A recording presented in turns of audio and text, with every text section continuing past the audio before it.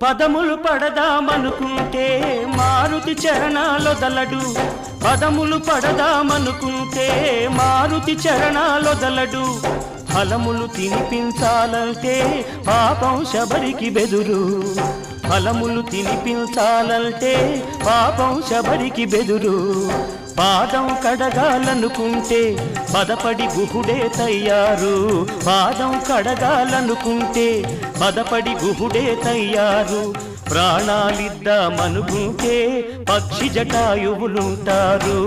ఏమయ్యా ఏమయ్యా ఓ రామయ్యా, ఎలా సేవించాలయ్యా, నిన్ను ఏమని కీర్తించాలయ్యా. ఏమయ్యా ఓ రామయ్యా.